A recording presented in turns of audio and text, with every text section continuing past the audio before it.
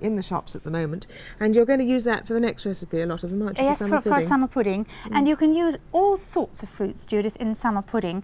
The main fruit that I use, because it's the cheapest of them all, is rhubarb.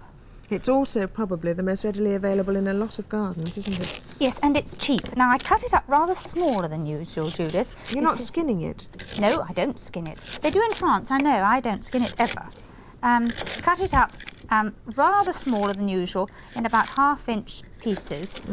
And I use 3/4 pound of rhubarb, and I make up the fruits to 2 pounds with other fruits, using 1/4 pound of raspberries, 1/2 pound of strawberries, and 1/2 pound of black currants. So it's 2 pounds of fruit in all. And obviously to have the variety of the 4 different flavours is good.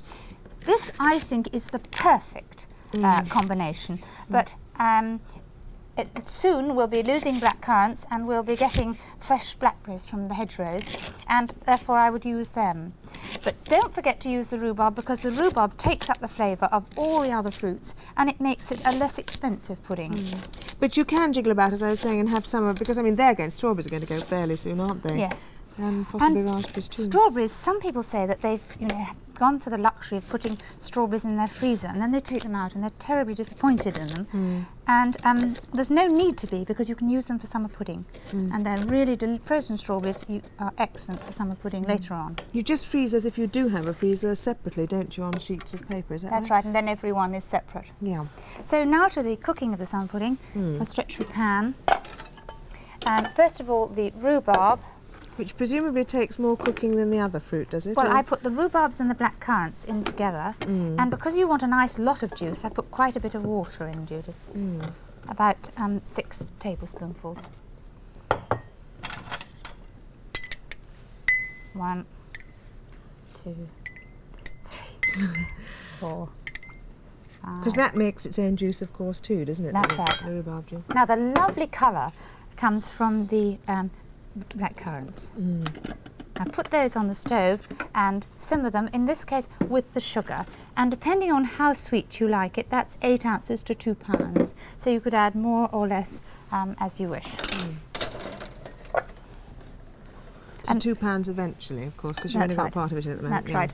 And then simmer those until they're really nice and tender, and then when they're tender, just tender. You don't want the rhubarb to sort of break up, Judith, just until it's tender. Then I add the raspberries, which I've got here, and the strawberries. Now they're going to take some time to cook. It'll take about 10 minutes. So I'm going to leave it to cook now, and if you can keep an eye on it. And I've already got some here. So simmer till tender, the 2 fruits that need cooking, the black currants and the rhubarb, then just toss in the raspberries and the strawberries and turn them and cook for about half a minute, that's all.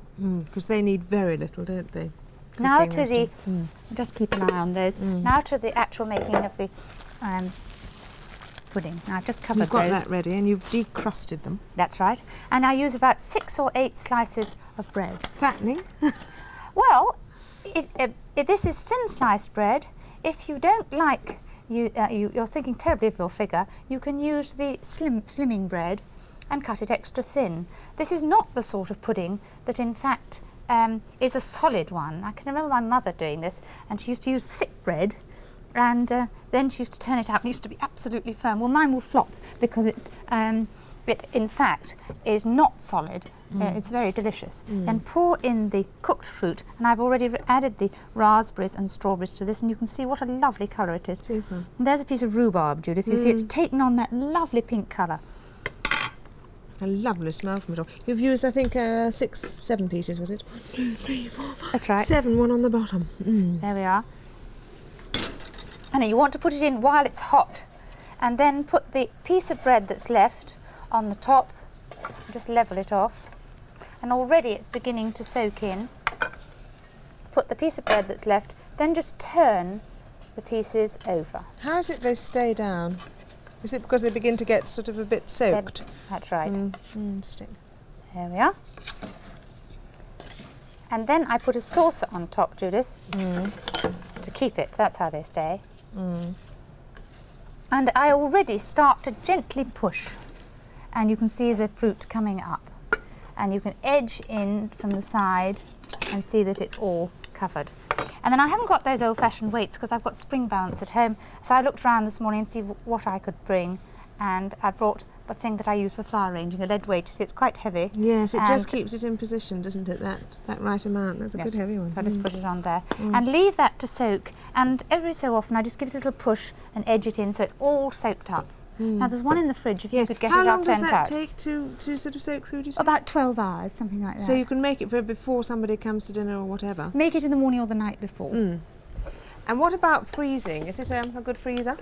Yes, summer pudding freezes beautifully. It's one of the best things for freezing. And another thing that I do... That's lovely, isn't it? As the fruits come in season, Judith, I put them into the freezer. When there's an abundance of rhubarb, I freeze that just by cutting it up and putting it in a bag. It doesn't need anything doing to it. And then when the other fruits come in, I freeze them.